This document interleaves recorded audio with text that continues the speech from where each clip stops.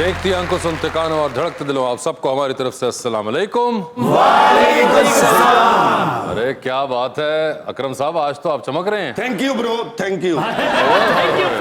उन्होंने मुंह का फेशियल करवाना सी, नाल जुबान का भी करा लिया। फेशियल सर फेशियल करवाया जे। अच्छा फेशियल करवाने लिए अंदर गए ने ते उन्होंने पॉलिश कर दी। सर मजाक कर रहा है, मैं साथ था। अच्छा। फेशियल करवाने गए, उन्होंने पहली क्रीम लगाई, मुंह ਨੂੰ ਅੱਗ ਲੱਗ ਗਈ। फेशियल कराने लिए अंदर गए ने ते फेशियल कराने वाला इन्हां ਨੂੰ ਵੇਖ ਕੇ ਕਹਿ ਰਿਹਾ, ਭਾਜੀ ਮੈਂ ਸਿਰਫ फेशियल करदा, मेरे अब्बू जिन ਕੱਢਦੇ ਨੇ।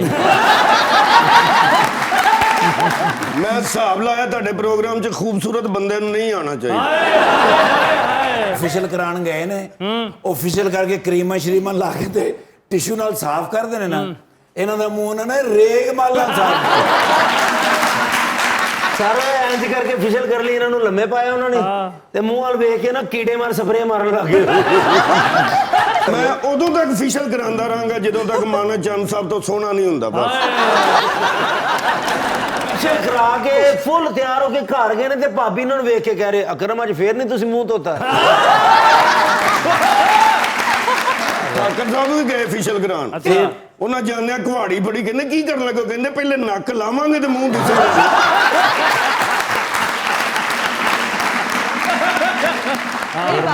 फेशियल होता है, फेशियल नहीं। अच्छा ਤੁਸੀਂ ਐਪੀਸੋਡ 'ਚ ਤਿੰਨ ਗੱਲਾਂ ਕਰਨੀਆਂ ਹੁੰਦੀਆਂ, ਇੱਕ ਤੁਹਾਡੀ ਹੋ ਗਈ ਜੇ। फेशियल वाले जो मुंह होते हैं ना, वो और होते हैं जी। ये फेशियल वाले ही है।